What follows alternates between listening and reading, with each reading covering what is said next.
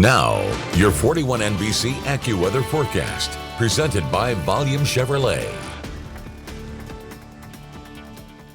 Well, welcome back downtown in Macon. There's probably not going to be too much going on tonight. I don't know how many people want to be out when it's absolutely this cold, given that we are expected to go down to about 20 degrees. Radar's quiet. We'll talk more about what we could see over the weekend a little bit. Just understand that it is going to be feeling very cold as we go forward. Good enough to, start a fire out in the fireplace. You got one of those at home, hot tea, hot chocolate, cuddle up, watch a movie, that type of stuff, but make sure to trip those faucets. All right, otherwise we could definitely be seeing some widespread plumbing issues. 21 is what I'm expecting for the low. The wind will still be out of the northwest, though not as strong. The occasional gust can still push to about 15 miles per hour, but getting down to around 20, and wind chills out the door in the morning will likely be in the teens. So those kids are going to need to be bundled up heading out for school. Now, when it comes to this weekend and the snow chances, let me explain why I'm not very high on them.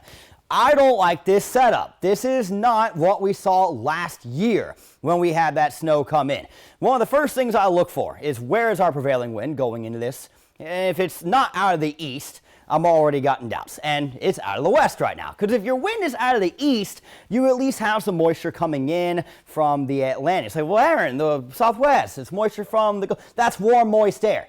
That is warm, moist air. You need cold and moist. And this cold front is bringing cold and dry air behind it as we go throughout Saturday. The wind will work to shift from the southwest to the northwest throughout the day on Saturday, but the battle is going to happen. It's going to be overnight Saturday into Sunday. You get this new low that sets up. Look, you want the optimal setup. That thing needed to come from the Gulf with all that moisture while we're nice and cold and then track northeast. To give you an idea, temperatures last year leading into the snow day in late January, the highs were already in the 30s. What's the high expected to be on Saturday? Around 60 degrees. So, all right, so you've got to get that temperature all the way down below freezing, which, by the way, your ground temperature will still be above freezing even once your air temperature gets down to freezing. That's number one. Number two, you get into Sunday, after the sun comes up, what's your temperature going to do? It's going to start to bounce back up. All right, so we're going from 60 all the way down to about freezing out the door Sunday morning. So it's going to be a little window where temperatures might be at freezing, and maybe, you might see snow falling or some flurries, but that's not going to stick to the ground.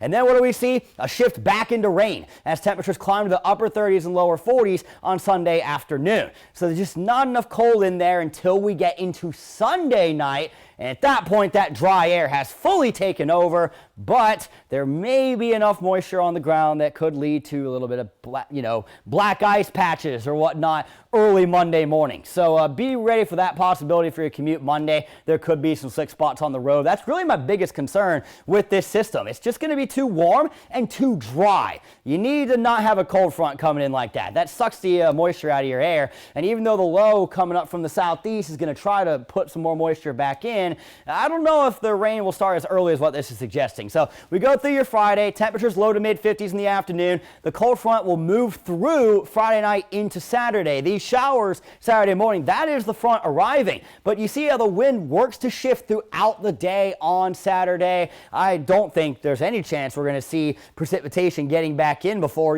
midnight on Saturday night, just because we're going to have that battle of the moisture trying to come back against that cold, dry air being brought in by this wind.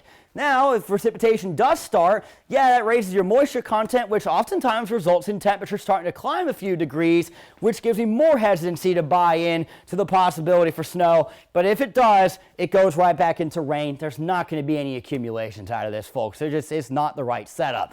Your extended forecast is coming up in 10 seconds.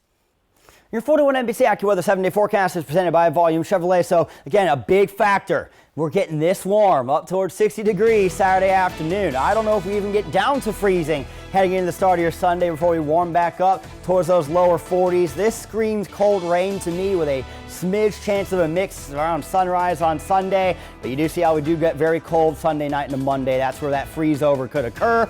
And then a gradual warm up throughout next week.